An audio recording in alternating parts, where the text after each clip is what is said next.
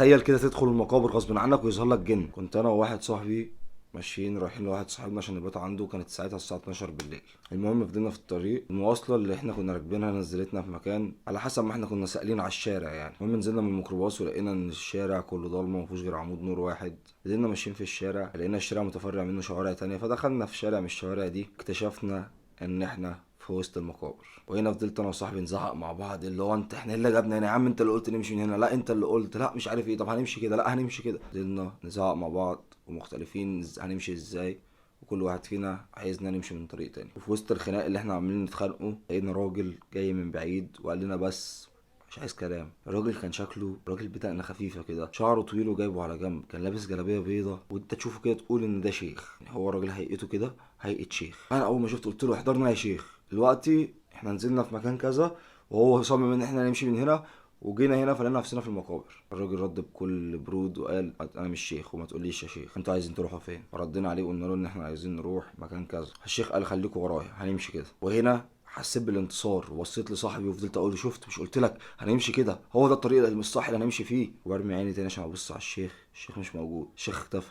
ازاي؟ ده كان لسه واقف قدامنا. بقينا نبص حوالينا مش لاقيينه. انا وصاحبي كنا مصدومين، اللي هو مستحيل الراجل يكون مشي وسابنا في لحظه. المهم فضلنا ننده عليه يا شيخ يا شيخ، لا مش لاقيين الراجل، مفيش حد بيرد مفيش اي حاجه. وفجاه سمعنا من ورا ظهرنا صوت تخين جدا، كان صوت مرعب جدا، صوت مش صوت بشري، كان بيقول لنا انتوا عايزين مين؟ طبعا من الخضه بصينا جري ورانا واتصدمنا من اللي شفناه. حاجه ما يستوعبهاش عقل انسان. لقينا في شخص او كائن واقف قدامنا بس هو ملوش ملامح، هو كله اسود في اسود، تحسه عامل زي الخيال كده. هو كان طويل طويل قوي وايده طويله جدا. هو مش انسان اكيد، هو كائن فضائي او كائن شكله مرعب جدا. المهم احنا مبقاش عارفين نتكلم، ركبنا كانت بتخبط في بعضها، مش عارفين ننطق، احنا عايزين نجري وخلاص. صاحبي راح متشجع وراح قايل له احنا بندور على الشيخ. راح ردد علينا وقال لنا هنا مفيش شيوخ ويمشوا من هنا وما تدخلوش هنا تاني. صاحبي بيقول له طب احنا تايهين. قال له بقول لك امشي دلوقتي بدل ما اذيكوا. بقيناش عارفين نعمل ايه غير ان احنا ناخد بعضنا ونجري في اي اتجاه وبس. المهم خدنا بعضنا وجرينا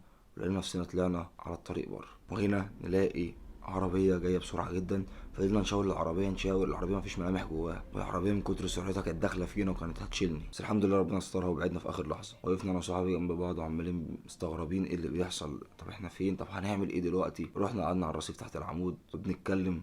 كنت بقول له طب احنا هنعمل ايه في اللي احنا فيه دلوقتي؟ هنفضل كده؟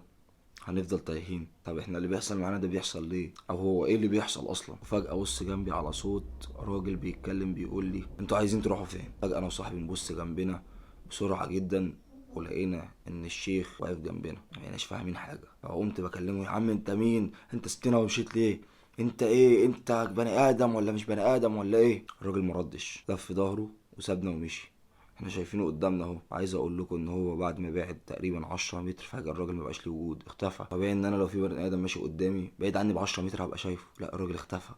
ده بجد. طبعا انتوا عارفين اللي احنا شفناه ده كان ايه والشيخ ده طلع ايه في الاخر. اهم حاجه قبل ما تقفل الفيديو ما تنساش تصلي على رسول الله عليه افضل الصلاه والسلام.